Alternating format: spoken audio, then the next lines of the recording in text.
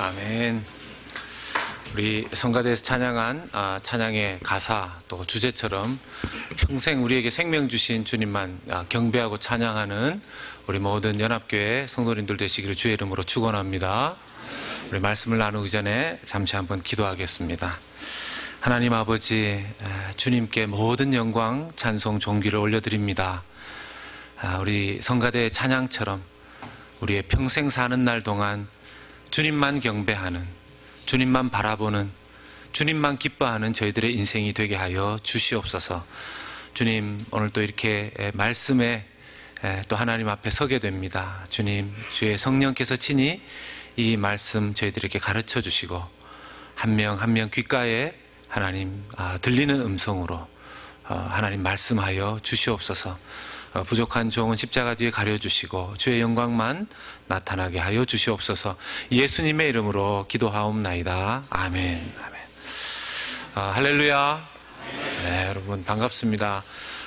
또 한 주간도 여러분 주 안에서 잘 지내신 줄로 믿습니다. 달라스의 날씨가 참 변화무쌍합니다. 제가 어디에 맞추어서 이 생각을 해야 되는지 잘 모르겠습니다. 한 번은 되게 더웠다가, 그래서 밤에 잘 때 이 팬을 돌리지 않으면 잠을 자기 어려운 그런 때, 또 어젯밤과 오늘 같은 때는 아침에 나오니까 여기가 어디인지, 나는 누구인지, 어디에 와 있는지 막 헷갈리는 그런 느낌을 받았습니다. 이 변화무쌍한 계절 가운데 여러분들 건강 조심하시고 하나님 앞에 강건하시기를 바랍니다. 제가 살던 그 캘리포니아의 고속도로를 제가 미국 CCM 음악 방송을 틀어놓고 막 달릴 때였습니다. 미국 방송이기 때문에 제가 주로 아는 미국 찬양들이, CCM들이 이렇게 들려졌는데, 갑자기 한 번은 들어보지 못한 신곡이 이렇게 라디오에서 흘러나오는 것을 들을 수 있었습니다. 요즘 나오는 찬양들, 뭐 세상 노래들도 그렇지만 요즘 나오는 찬양들도 굉장히 비트가 빠릅니다. 그래서 그렇지 않아도 뭐 영어를 잘 알아듣지 못하는 제가 거기에 나오는 빠른 스피드의 가사를 알아듣는 것이 쉽지 않은데, 한 몇 구절이 제게 또렷하게 들리는 것이었습니다. 그 구절이 뭐냐면 Write your story. Write, 써라, 너의 스토리를 써라, 이런 내용이었습니다. 그 내용은 또렷하게 들리는데 다른 가사들은 잘 알아듣기가 어려워서 집에 가서 제가 인터넷을 통해서 그 가사를 좀 찾아봤습니다. 그러니까 이제 실제로 그런 노래가 신곡으로 나와 있는 걸 봤습니다. 그 내용인즉슨 너의 인생, 너의 인생의 스토리를 쓰라. 근데 그것이 제가 제 자신의 스토리를 제 인생으로 써내려가는 것이 아니라, 제가 가사를 쭉 보니까 하나님 당신의 내 인생을 하나님 당신의 스토리로 써주십시오, 이런 내용이었습니다. 하나님께서는 별들을 만드신 분이 아니십니까? 하나님께서는 이 세상을 만드신 분이 아니십니까? 그래서 내 인생도 하나님의 스토리로 만들어가 주십시오, 이런 내용이었습니다. 이 찬양을 부른 가수도 프란체스카 바티스텔리, 발음하기 좀 어려운데, 이 프란체스카 바티스텔리, 예. 여러분 이런 가수 이름 아십니까? 이런 찬양 들어보셨습니까? 예, 만약 이 찬양을 알고 들어보셨다면 여러분도 꽤나 이렇게 찬양에 관심이 있으시거나 열심히 미국 찬양 들으시는 분이 될 건데요. 이 사람, 저도 처음 들었지만 뉴욕 출신의 CCM 가수이고, 이 가스펠 쪽으로는 이미 상을 몇 개나 받은 유명한 사람이었습니다. 제가 지금 이렇게 앉아 계신 분들은 제가 이런 얘기를 해도 별 감흥이 없으신 것 같은데, 제가 35살 나이에 미국에 왔습니다. 여러분들 어렸을 때 오신 분도 계시고 20살 이전에 오신 분들도 많으신데, 35살에 미국 유학 와서 그 정도의 영어를 이렇게 알아들으면서 이렇게 하면 기특하다는 생각이, 죄송합니다. 제가 때로는 제가 그때 그 찬양을 들으면서 그 찬양이 제 가슴에 딱 꽂혔습니다.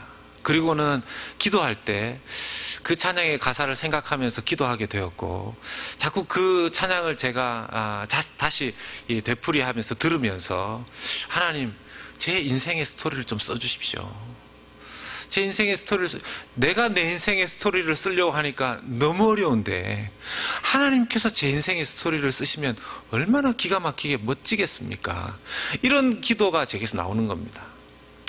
그런 기도를 드리면서 참 그때 뭔가 답답한 일들이 있었는데 그 기도의 응답으로 지금 제가 이런 기가 막힌 자리에 있는 거 아니겠습니까? 여러분들은 아멘 하시지 않겠지만 저는 아멘입니다. 하나님께서 우리의 인생을 하나님께서 직접 쓰시면 내 인생에 내가 쓰고 싶었던 그 내용과 비교할 수 없는 놀라운 전설과도 같은 일들이 내 인생에 펼쳐지게 된다는 것을 제가 그 찬양을 통해서 알게 되었습니다. 여러분, 우리의 삶 속에도 하나님께서 주시는 어떤 찬양 한 소절 때문에 우리의 답답하고 어려웠던 심령이 갑자기 회복되는 그런 역사들이 있습니다. 여러분들 경험하셨죠? 교회도 마찬가지입니다. 하나님께서 하나님의 교회에 부르는 찬송과 찬양을 통해서 그 교회를 새롭게 하시고 새 힘, 새 능력 부어주실 때가 있더라는 것입니다. 하나님께서 주시는 찬양의 능력이 무엇이길래, 우리로 하여금 부르시게 하시는 그 찬송이 무엇이길래 하나님 이런 은혜를 주십니까? 오늘 이 말씀 에베소서 1장 3절에서 14절의 말씀을 보면 우리가 찬송해야 되는 이유와 찬송할 때 일어나는 놀라운 능력들을 우리가 좀 살펴볼 수 있습니다.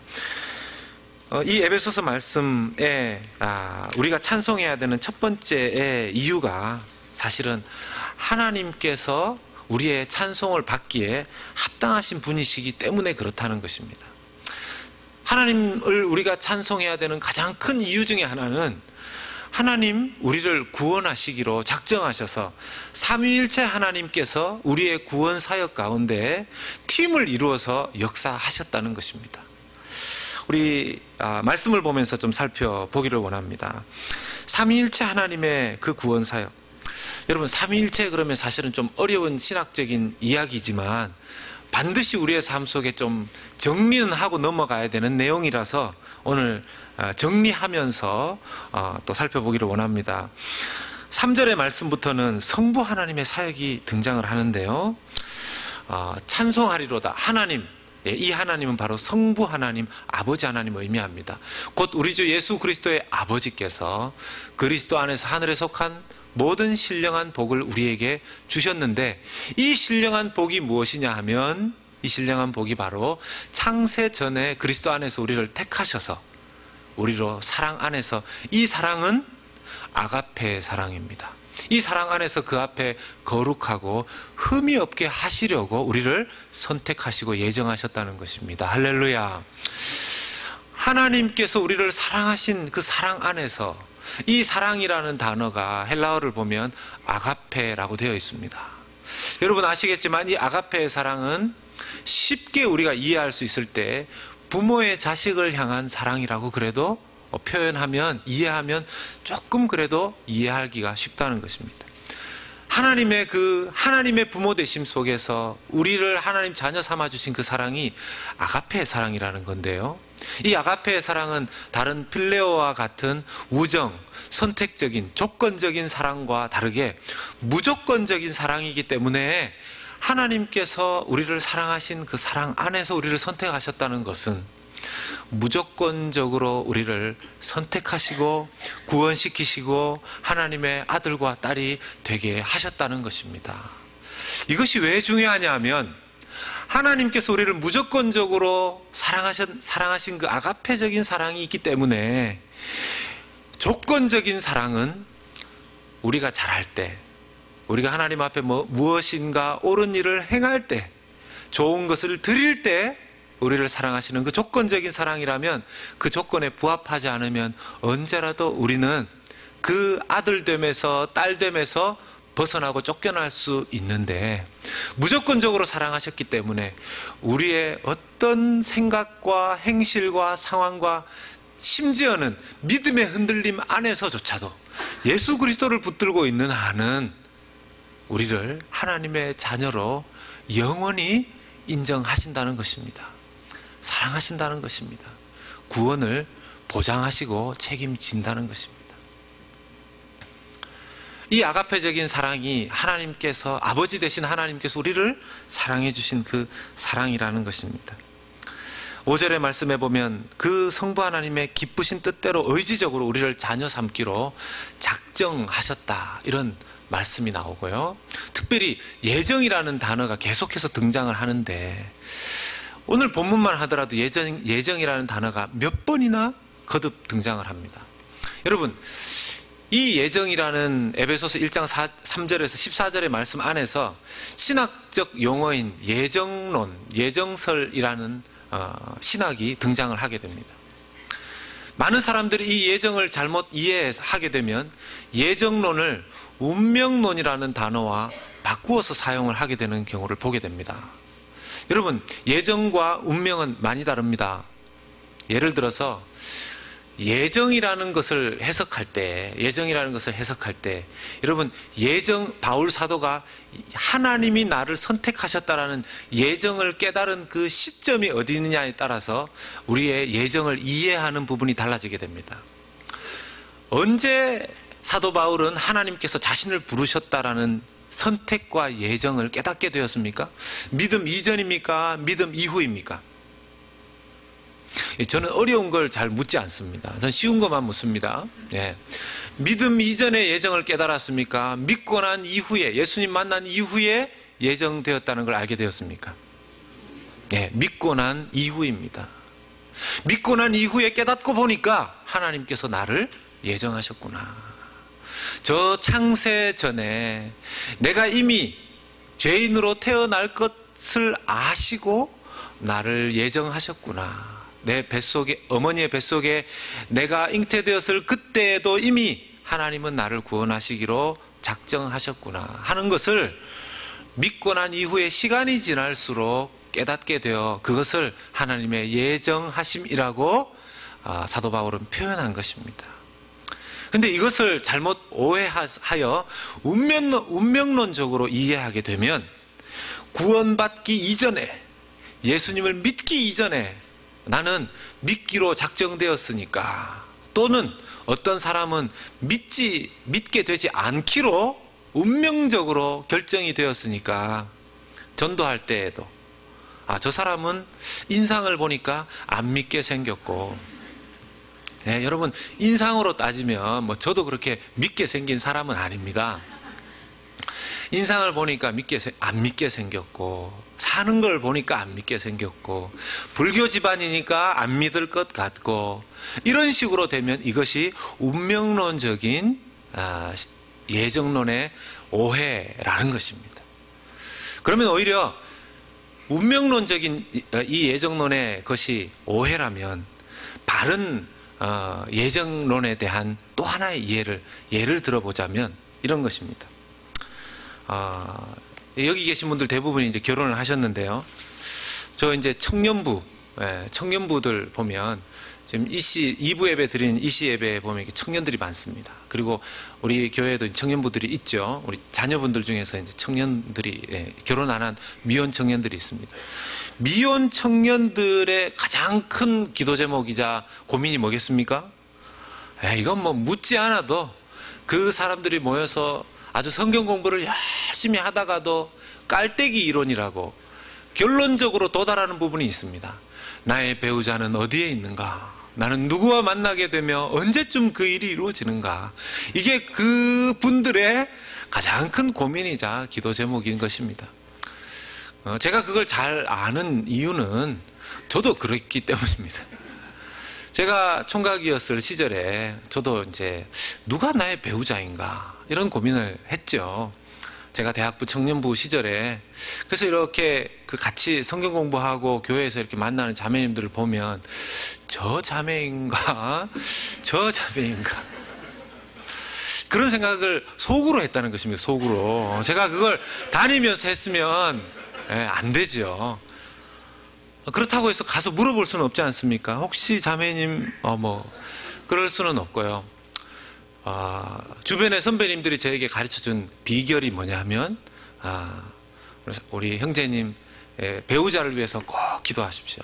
그러면 하나님께서 좋은 배우자를 만나게 해주십니다. 그래서 제가 정말 열심히 기도했던 것 같습니다.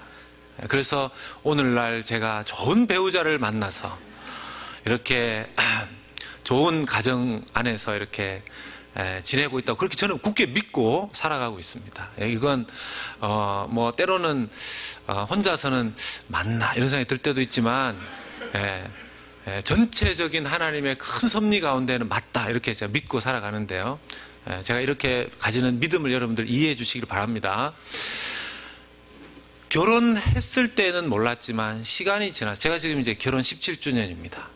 17년의 결혼 생활을 하면서 신앙생활을 같이 해보니까 두 사람이 서로 만나게 된 것이 우연이 아니었고 다른 데서 태어나서 공부하고 자라났던 또 다른 한 곳에서 태어나서 배우고 공부하고 자라났던 사람이 어느 시점이 되었을 때 점점 두 사람을 만나는 타이밍까지 와서 그 때가 되었을 때 두 사람이 만나고 서로 마음을 열고 서로의 그 만남의 어떤 고백들을 나누게 되고 결혼하여서 나중에 자녀들을 놓고 살아가면서 하나님께서 우리의 기도에 응답하시고 두 사람의 만남을 미리 예비하시고 하나님께서 준비하셨구나 이것을 깨닫게 되는 것입니다. 결혼하기 전에 함부로 제가 아무리 기도를 했을 그때에도 하나님 저에게 이름을 주시지 않았습니다. 뭐 어떤 사람들은 믿음 있는 사람들까지 이게 너무 잘 안 되면 기도하면서 해결을 하시다가 아주 용한 곳에 가는 분들이 가끔 계십니다.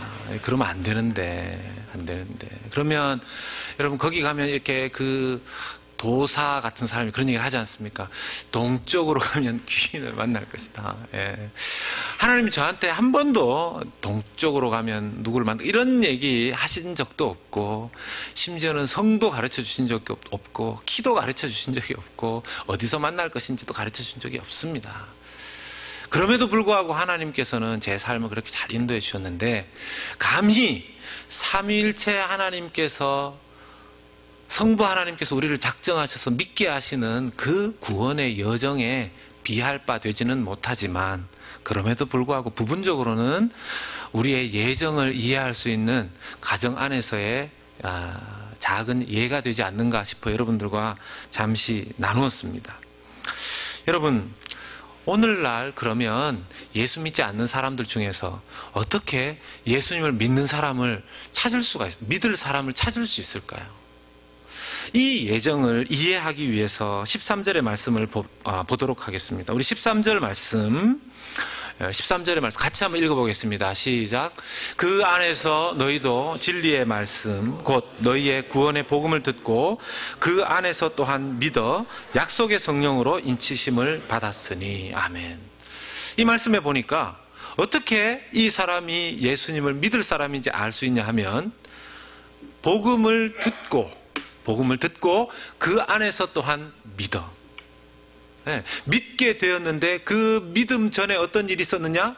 복음을 듣는 일이 있었다는 것입니다. 누군가가 예수님의 복음을 전하는 일이 있었다는 것입니다. 그러면 오늘날 누가 믿는 사람, 믿지 않는 사람 구분되어져 있을 때 안 믿는 그 사람 예정된 사람인지 아닌지 확인하는 방법은 직접 가서 예수님의 이름으로 그 사람의 영혼의 문을 두드려 보는 것입니다. 예수님의 이름을 전해보는 것입니다. 그러면 생각보다 이 놀라운 구원의 역사가 이루어지는 것을 좀 보게 됩니다.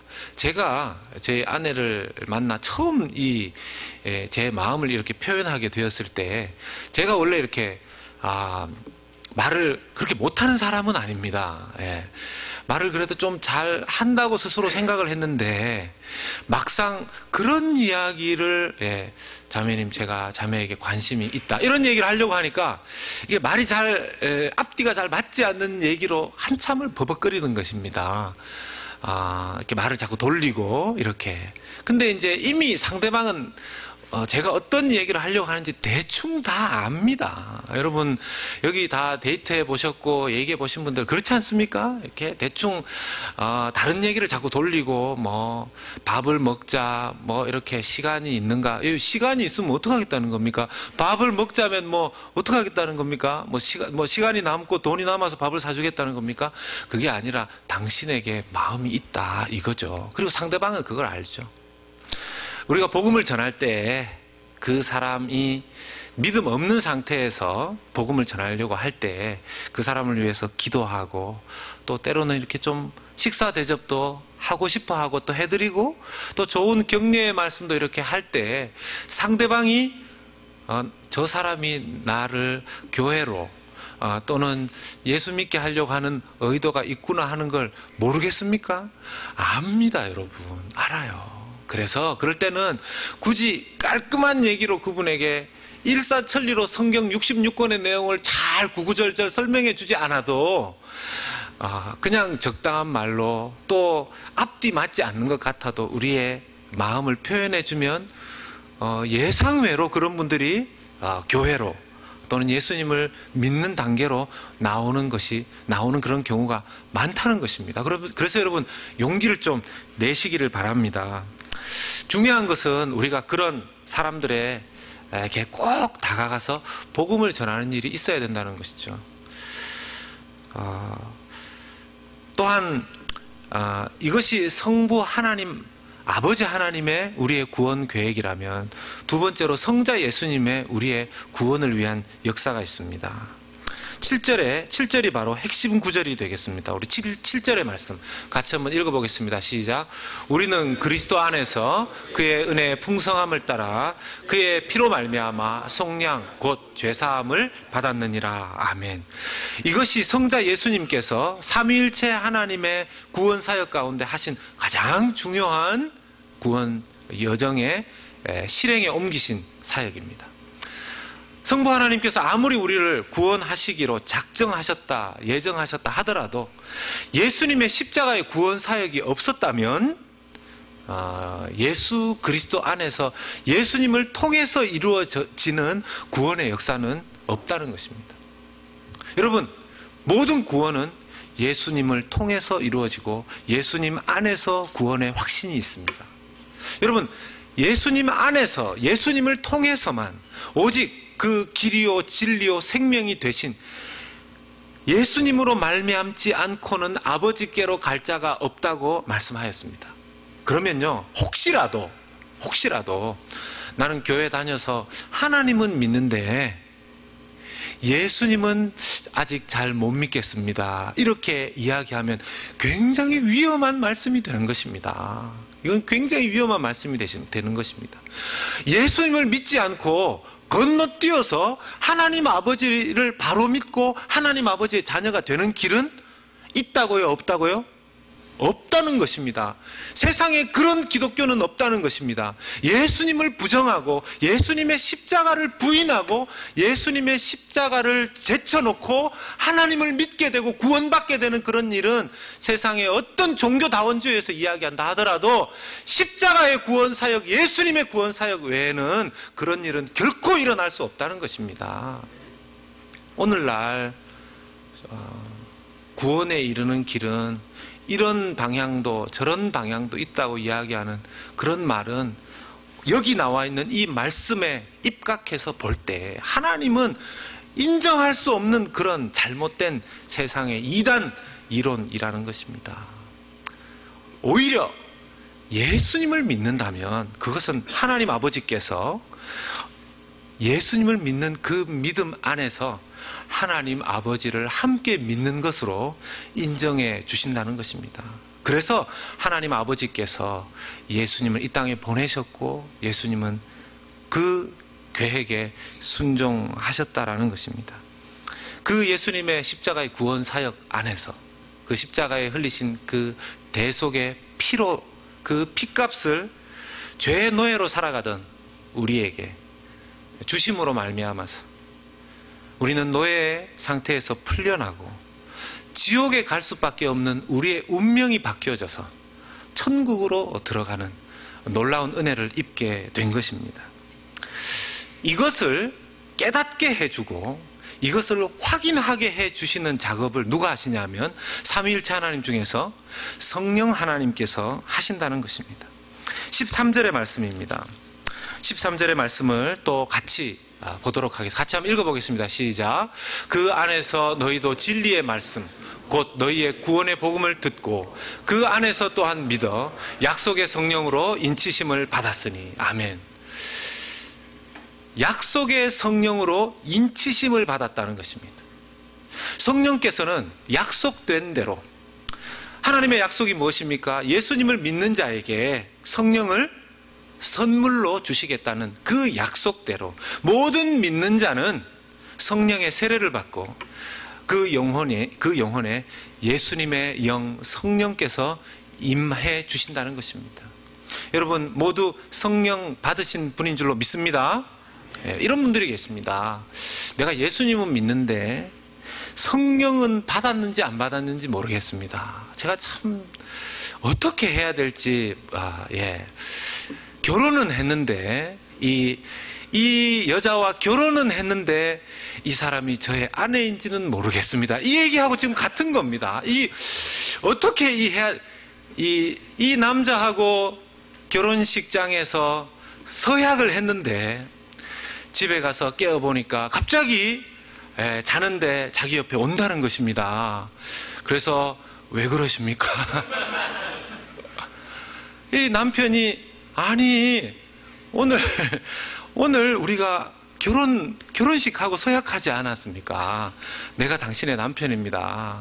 아직 확신이 없습니다. 이거 지금 미칠 만한, 죄송합니다. 이거 굉장히 이게 마찬가지로 자기가 예수님은 믿었는데 성령께서 자기에게 오셨는지는 잘 모르겠습니다. 이 얘기와 별반 차이가 안 난다는 것입니다. 여러분, 예수님을 믿고 성령을 받은 증거가 꼭 방언을 해야 되는 것입니까? 예수님을 믿고 성령을 받은 증거가 내 눈에 무슨 이상한 것이 보이고 아지랑이 같은 것이 막 피어올라가고 자기가 가만히 있어도 어떤 기적 같은 일들이 자기 주변에서 막 일어나야 그것이 성령을 받은 증거입니까? 그렇지 않습니다. 여러분, 성령께서 예수님을 믿는 모든 자에게 선물로 부어진다고 하나님께서 말씀하셨습니다. 제발 우리가 다른 것을 믿을 것이 아니라 하나님의 말씀대로 믿어야 될 줄로 믿습니다. 그래서 성령께서 우리에게 오신 것에 대한 표현을 인치신다고 이렇게 표현을 하고 있으시네요. 인치신다. 여러분, 인치신다는 게 무슨 뜻입니까? 도장을 찍는다는 뜻이죠. 도장을 찍는다는 뜻입니다. 여러분, 옛날에도 왕이 가지고 있는 옥새라고 있습니다. 왕만 쓰는 도장이죠. 그 왕이 쓰는 도장을 어떤 문서에 딱 찍으면 이 문서의 주인이 왕이기 때문에 아무도 그 문서의 내용을 바꿀 수도 없고 어길 수도 없습니다. 왜? 이 문서의 주인이 왕이기 때문에 그렇습니다. 가장 높은 사람이기 때문에 그렇죠. 하나님께서 예수 그리스도로 말미암아 성령으로 우리의 도장을 찍으셨다는 얘기는 우리가 누구의 소유가 되었다는 뜻입니까? 하나님의 소유가 되었다는 뜻입니다. 이게 잘 안 와닿았기 때문에 이렇게 인치심이라고 표현을 하였는데, 제가 이걸 어떻게 설명을 할까 기도하면서 제가 지금까지 이 인치심에 대한 수많은 설교와 책과 연구 자료들을 읽어보면서 그 중에 저에게 가장 기억에 남는, 근데 약간 품위가 떨어지는 예가 있습니다. 용서하면서 들어주시기 바랍니다. 옛날에 제가 부모님께서 저에게 아들아 가서 정육점에 가서 돼지고기를 좀 사와라. 그러면 돼지고기를 사서 올 때 옛날에 신문지에도 싸고 그랬었습니다. 싸서 보면 이 돼지고기의 껍질에 도장이 이렇게 찍혀 있었습니다. 여기 이제 끄떡끄떡 하시는 분들은 그걸 보신 분들이죠. 제가 거짓말 하는 게 아니죠. 네, 제가 산 그 돼지에만 찍혀 있는 게 아니었습니다. 그 돼지에 찍혀 있는 도장은 꼭 파란색이었어요. 파란색 도장. 그래서 이게 나중에 무슨 표시인가 보니까 정상적으로 위생적으로 그 돼지를 잡았다 하는 그런 표시로 축산업협동조합에서 딱 찍어 놓은 것입니다. 그래서 이 건강한 돼지는 쭉 통과하면서 엉덩이에 도장을 딱딱 맞게 되어 있습니다. 그래서 이제 정육점에서 정상적으로 유통되는 것은 이게 정부에서 보장하는 거기 때문에 믿고 안심하고 먹을 수 있다, 이런 것이었죠. 여러분, 우리의 영혼에도 하나님께서 너는 내 소유다 하는 그런 도장이 찍혀 있다는 걸 여러분 믿음의 눈으로 볼 수 있으시길 바랍니다. 이럴 때는 믿음의 상상력이 필요합니다. 자, 믿음의 상상력을 가지고 한번 보십시오. 저와 여러분의 몸에, 영혼의 몸에 이렇게 도장이 찍혀 있는데, 여러분, 도장은 좀 약간 특별해야지만 차별화가 됩니다. 우리 몸에 찍혀 있는, 우리의 영혼에 찍혀 있는 주님의 도장은 그 모양이 손바닥 모양이라는 것입니다. 손바닥 모양의 도장인데, 그 손바닥 모양의 도장의 중간을 보니까 그 손바닥에 구멍이 뚫려 있는 겁니다. 여러분, 누구의 손바닥인지 아시겠습니까? 예수님의 손바닥인 것이죠. 그리고 그 손바닥에 찍힌 모양의 그 도장을 찍을 때는 꼭 잉크가 필요하지 않습니까? 인주라고 하죠. 그 손바닥 모양의 도장에 찍혀 있는 색깔을 보니까 붉은색입니다. 자꾸 보니까 핏자국입니다. 누구의 피겠습니까?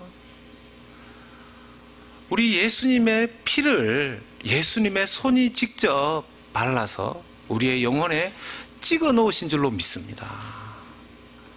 변할 수도 없고 바꿀 수도 없으며, 어떤 영적인 존재가 우리의 영혼을 보더라도 저 사람은 하나님의 소유이구나, 손댈 수 없구나 하는 것을 성령께서 예수님의 피도장으로 우리에게 찍어 놓으신 줄로 믿습니다. 아멘, 아멘.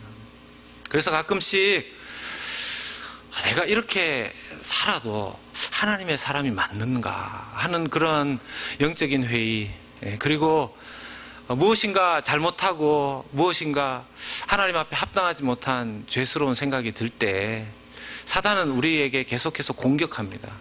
그러고도 네가 하나님의 사람이냐, 그러고도 네가 목사냐, 이렇게.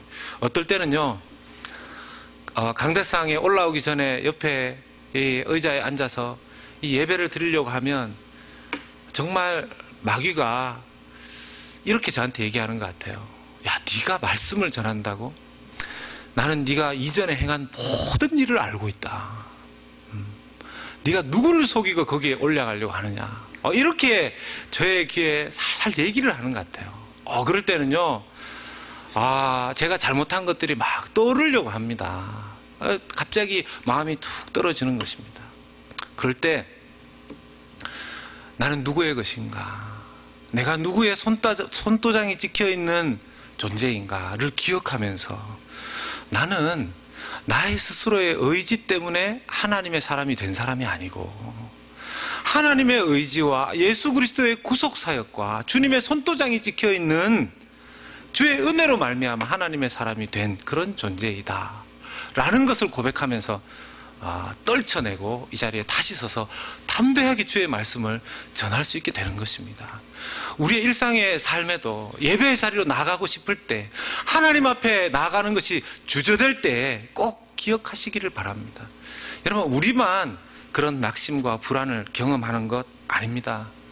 여러분, 다윗 왕도 보면 다윗 왕의 인생 가운데 낙심과 불안을 경험했을 때가 많이 있었습니다. 시편 42편만 보더라도 내 영혼아 어찌하여 낙심하느냐, 어찌하여 내 속에서 불안하여 하느냐, 이런 고백을 믿음 좋은 다윗 왕도 합니다. 그런데 믿음 좋은 그 다윗 왕의 불안과 낙심 가운데에서 꼭 보면 나중에 여전히 나는 여호와 하나님을 찬송하리로다, 의지적인 찬송의 모습이 다윗 왕에게서 나오는 것을 볼 수 있습니다. 여러분, 찬송은 하나님, 우리를 구원하신 삼위일체 하나님에 대한 감사함에 대한 찬송일 뿐만 아니라, 말씀을 보면 찬송은 우리에게 주신 하나님의 명령이고 목적이기도 하다는 사실을 우리는 기억해야 됩니다. 여러분, 3절의 말씀에 찬송하리로다 이렇게 명령하고 있습니다. 찬송하리로다. 6절의 말씀에 보면 그의 은혜의 영광을 찬송하게 하려는 것이라 이렇게 말씀하고 있고요. 12절의 말씀에 후반 구절을 보면요, 그의 영광의 찬송이 되게 하려 하십니다. 마지막 14절의 말씀에 보면 그의 영광을 찬송하게 하려 하십니다. 여러분, 우리는요, 찬송 기분 내킬 때 해도 되고 기분 내키지 않으면 하지 않아도 되는 것이 아닙니다. 우리에게 주신 하나님의 구원의 목적이요, 목표이요, 명령이기 때문에 그렇습니다. 이것은 우리가 순종해야 될 하나님의 뜻입니다. 찬송은. 하나님께서 우리에게 주시는 명령들은 대부분 하나님 자신을 위한 것도 있지만 우리 자신의 행복과 기쁨을 위한 것도 많습니다. 여러분, 찬양 자체가 얼마나 능력이 있는지 여러분들 아시죠? 그걸 제일 잘 경험할 수 있는 분들이 저는 우리 성가대에 속해 있는 분들이라고 생각합니다. 여러분, 성가대에 나오실 때 이분들이 늘 성령 충만하게 나는 오늘도 성가대 연습하러 간다, 너무 좋다, 이렇게만 나오면 얼마나 좋겠습니까? 많은 때로는 다 그러신데 아니면 죄송하고요, 때로는 너무 피곤하고 갈 시간도 때로는 안 되고 그날따라 오늘은 신나게 성가대 연습을 가야 되겠다 하는데 꼭 나가려고 하면 누군가가 자기에게 시비를 걸 때가 있습니다. 뭐 배우자가 될 때도 있고 자녀들이 될 때도 있고 또 제3의 다른 사람이 될 때도 있고, 그럴 때는 마음이 확 상해서 연습을 가야 돼 말아야 돼 그런 생각이 들 때가 있습니까? 예, 있습니다. 예, 감사합니다. 많지는 않은 것 같은데 이렇게 또 목사가 얘기를 하니까 이렇게 고개를 막 끄덕거려 주십니다. 원래 은혜가 있는 분들입니다. 그런데 와서 막상 성가대에서 찬양 연습을 하고 찬양을 하나님 앞에 올려드리다 보면 마음이 바뀌게 되는 것입니다. 그 속상한 마음을 이길 힘을 하나님께서 주시는 것입니다. 여러분, 우리 성가대뿐만 아니라 주일 예배 참석하시는 여러분들도 마찬가지시죠. 꼭 보면 예배 드리러 가려고 하는 그때에 꼭 마귀가 시험거리를 만듭니다. 심지어는 오늘 그래도 보통 보면 오랜만에 빨리 준비해가지고 오늘은 지각하지 않고 가겠다 그랬는데 다른 짝꿍이 늦게 나오는 것입니다.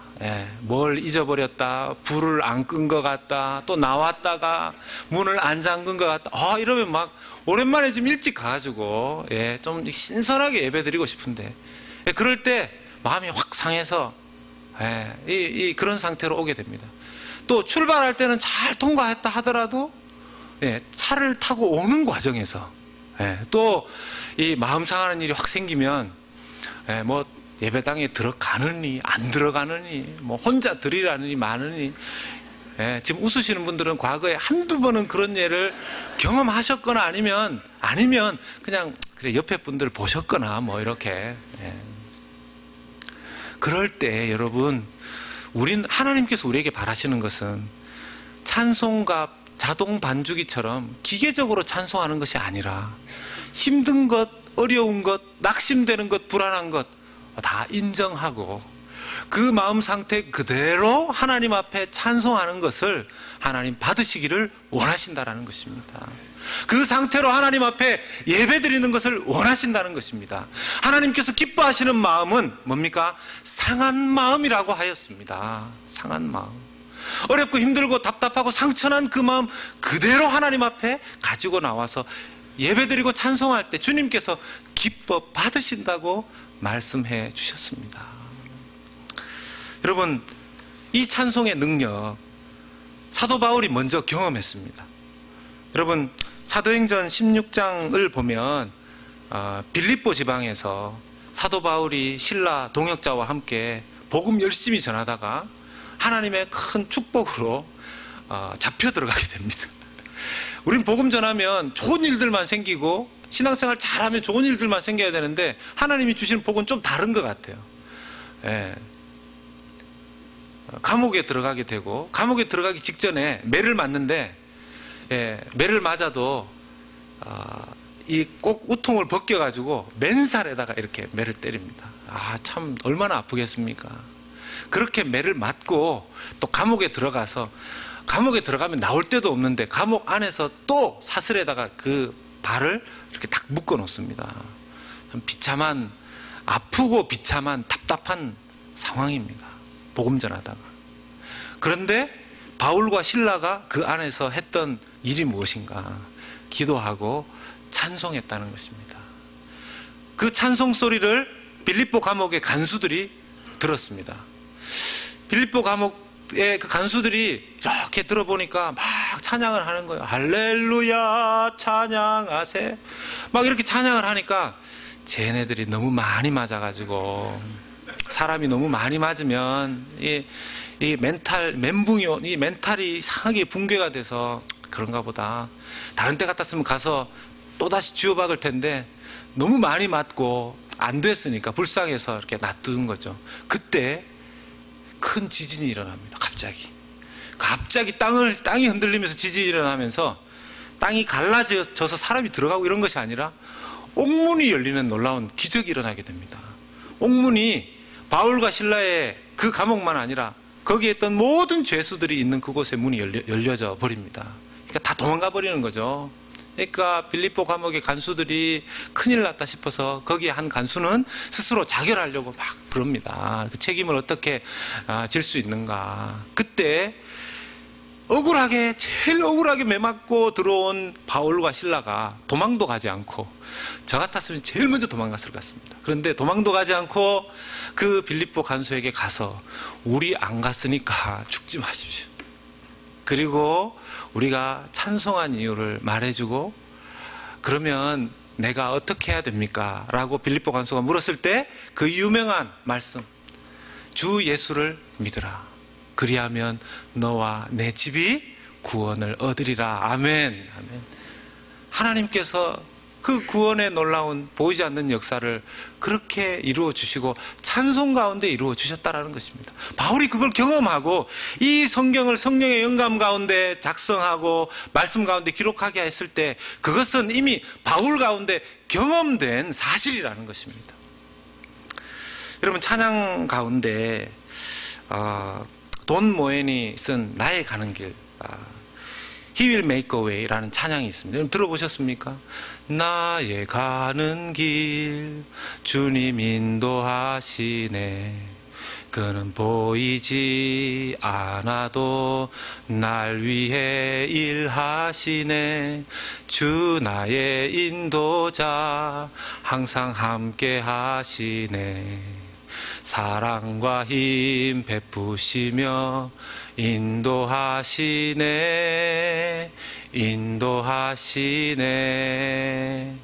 그 다음 구절이 보면 광야에 길을 만드시고 사막에 강을 내시는 분이시다. 그런 찬양의 가사의 내용입니다. 저도 이 찬양 참 하나님 앞에 자주 부르는 찬양인데요. 이 찬양을 작사 작곡한 사람은 돈 모엔이라는 유명한 CCM 찬양 사역자입니다. 가리드 어스라는 유명한 앨범, 아주 베스트셀러 앨범을 냈죠. 이 찬양을 만든 배경이 이렇습니다. 어느 날 돈 모엔의 여동생 부부가 4명의 자녀를 데리고 자동차 여행을 떠났는데 그 자동차 여행에서 큰 사고를 당하게 된 것입니다. 그 자리에서 4자녀 중에서 한 자녀가 죽고 그 부부와 3명의 자녀는 크게 이 몸에 이 사고를 당해서 병원에 실려가게 된 것입니다. 이 소식을 듣고 돈 모엔이 여동생 얼마나 낙심되어 있을까, 힘들까, 그것을 생각하면서 기도하는 가운데 이사야서 43장 19절의 말씀을 받게 됩니다. 보라, 내가 새 일을 행하리니 이제 나타낼 것이라. 너희가 그것을 알지 못하겠으나 반드시 내가 광야에 길을, 사막에 강을 낼 것이다. 이 말씀을 토대로 이 찬양을 만든 것입니다. 여동생에게 주었고 여동생도 이 찬양을 받고 힘을 냈을 뿐만 아니라 사실은 이 찬양이 그 이후에 수많은 사람들을 위로하고 낙심 가운데 있는 사람들을 격려하고 세우는 찬양으로 쓰임받았습니다. 여러분, 찬양에는 능력이 있다는 사실을 믿으시기 바랍니다. 이유는 찬양은 그냥 단순히 어떤 노래가 아니라, 어떤 흥겨운 노래가 아니라, 찬양은 어느 분이 말씀하시기를 곡조를 붙인 기도라는 것입니다. 곡조를 붙인 기도라는 것입니다. 그래서 때로는 내 기도가 한계에 부딪혔을 때, 내 기도가 잘 나오지 않을 때 찬양을 통해서 나의 기도를 하나님 앞에 올려드리게 된다는 것이죠. 여러분, 사람들이 기도를 통해서 삶을 살아가는 방식을 생각보다 잘 모르는 것을 제가 발견하게 됐습니다. 목사님, 저는 기도를 많이 하는데 제 인생이 그렇게 잘 변하지 않습니다. 여러분, 왜 그러신지 아십니까? 제가 그분하고 만나서 그분의 기도를 계속 한번 들어보면요, 그분의 기도는 365일 24시간 똑같다는 것입니다.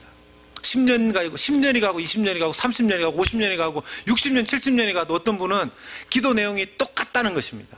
아침에 일어나서 하나님, 오늘 저를 건강하게 해주시고 오늘도 지켜주시고 좋은 날씨 주시고 우리 자녀들 잘 되게 해주시고, 똑같은 패턴의 기도 딱 하고 그걸로 끝난다는 거죠. 여러분, 하나님께서는 우리의 기도를 통해 우리의 삶을 변화시키고 일하시는 분이신 줄로 믿습니다. 그렇다면 우리의 삶을 정말 바꾸고 싶다면요, 기도의 내용이 달라져야 한다는 것입니다. 늘 나 자신만을 위해서 기도해서 그 신앙이 자랄 수 있겠습니까? 하나님의 영광을 위한 기도를 해야 되는데, 그 하나님의 영광을 위한 기도, 하나님의 영광대로 뜻대로 살게 해주십시오라는 그 기도가 쉽게 잘 나오지 않는 것이 연약한 우리입니다. 습관적으로 기도하는 우리의 기도의 내용입니다. 그래서 그 기도 내용을 바꾸기에 좋은 것이 뭐냐 하면 찬양을 하는 것입니다. 찬양. 저는 새벽 기도 나와서 찬양할 때 새벽 기도 나와서 기도할 때 늘 찬양과 기도를 같이 이렇게 합니다. 여러분, 제가 우리 달라스연합교회 부임하여서 찬양을 자꾸 많이 하려고 합니다. 예배가 끝날 때도 우리 결단 찬양, 어떻게 보면 좀 새로운 찬양 여러분들 저하고 이렇게 하게 되시고 하는데, 목사님, 찬양, 그렇게, 어떤 분은 그럽니다.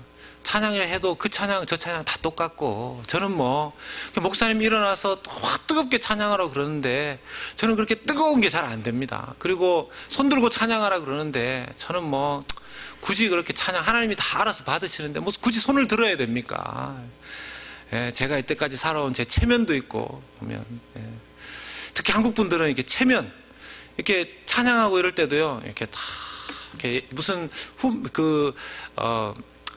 천자문 읽듯이 찬양하시는 분도 계시고, 약간 트로트풍으로 찬양하는 분도 계시고, 참 아주 기쁜 찬양인데 슬프게 찬양하는 분도 계시고, 이게 굉장히 다양한 분들이 계십니다.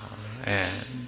그리고 어떤 분들은 이렇게 찬양을 할 때 손을 이렇게 들고 찬양하는 걸 보고, 참 저 사람이 이상하다. 예. 그런 생각들을 이렇게 하시는 거예요. 근데 저하고 같이 성경 공부하시고 양육 과정, 훈련 과정, 이번에 양육 훈련 과정 이제 우리 하는데요.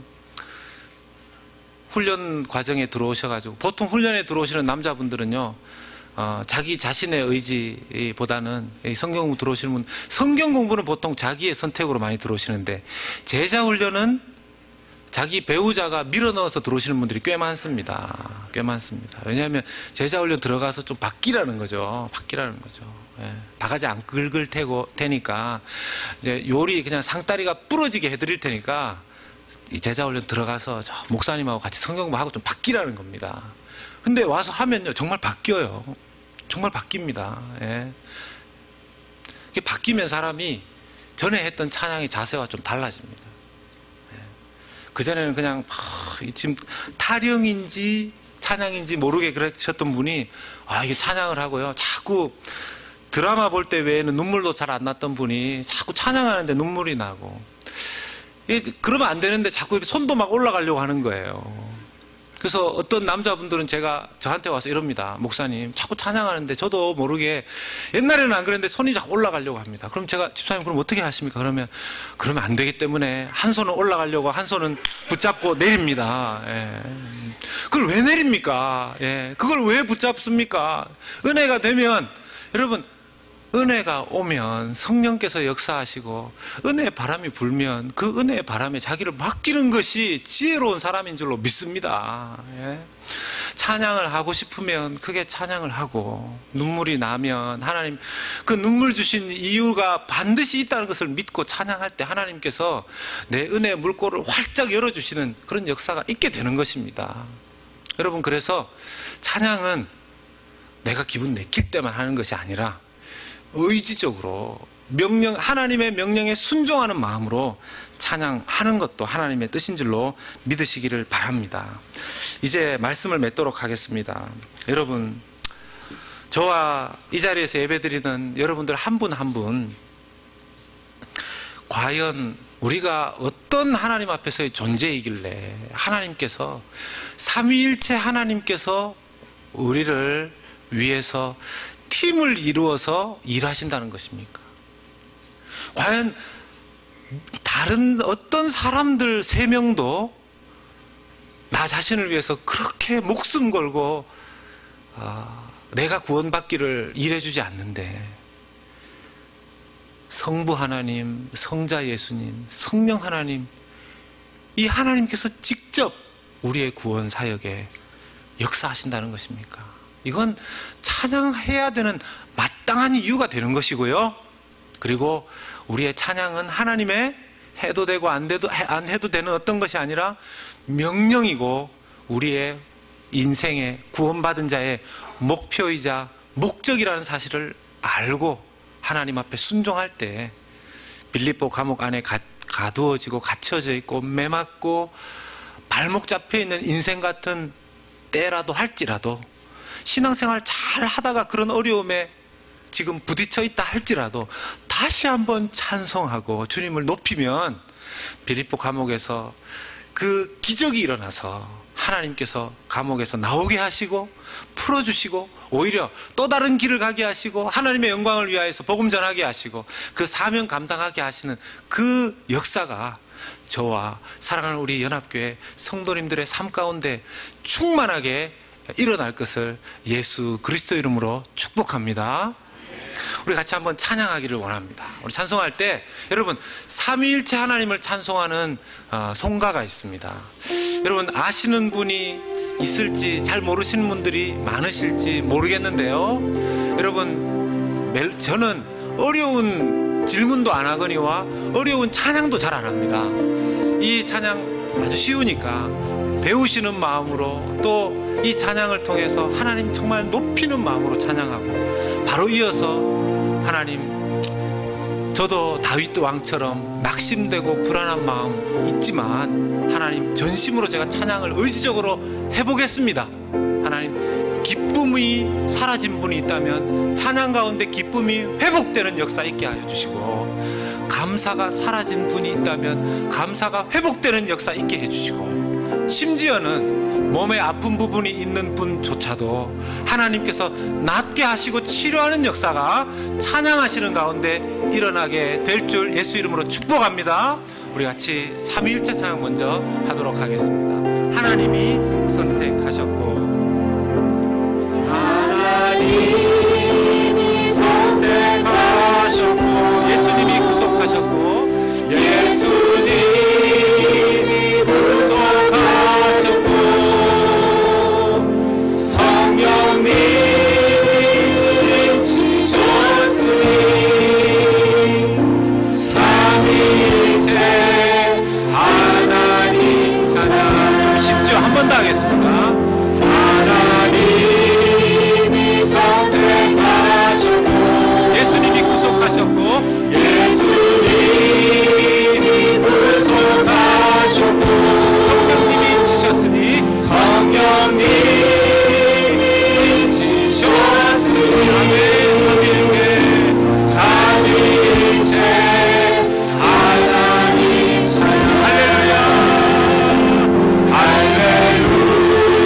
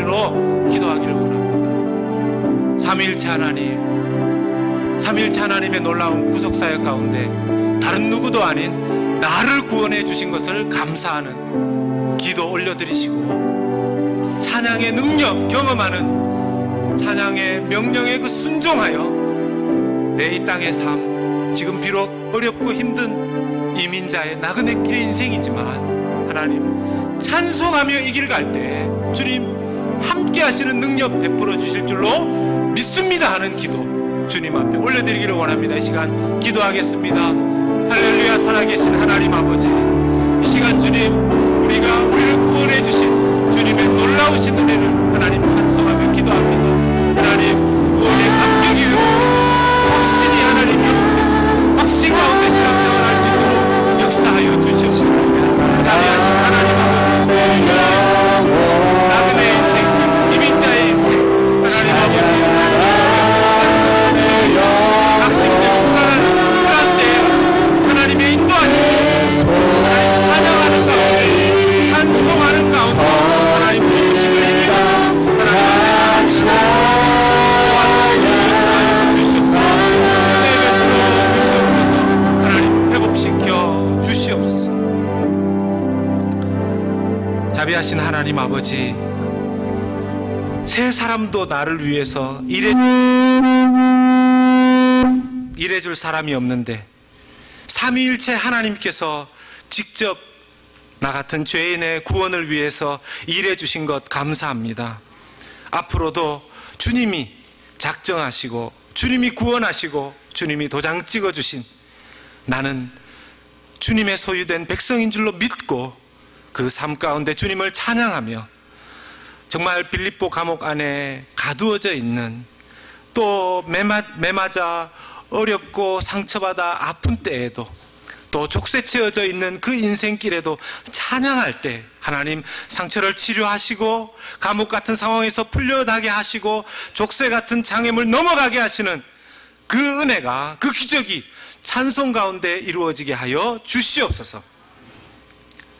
지금은 슬픈 노래만 부르던 나를 불쌍히 여겨 죄인을 위해 십자가 대신 지신 예수 그리스도의 크신 은혜와 그런 죄인을 자녀 삼기로 작정하신 성부 하나님의 크고 놀라우신 그 예정의 사랑하심과 예수님의 피의 도장으로 우리의 영혼의 도장 찍어주신 성령 하나님의 확증, 위로, 치유, 교통, 축복의 역사하심이 삼위 하나님의 구원 사역을 감사하면서 그 하나님께 영광의 찬송자로 살아갈 것을 이 이민자의 땅 가운데서 다시 한번 결단하고 회복하는 이 자리에 고개 숙인 사랑하는 주의 모든 권속들 머리머리 위에, 우리 사랑하는 가정과 일터 위에, 다음 세대 위에 이제로부터 영원토록 함께 하시기를 간절히 축원하옵나이다.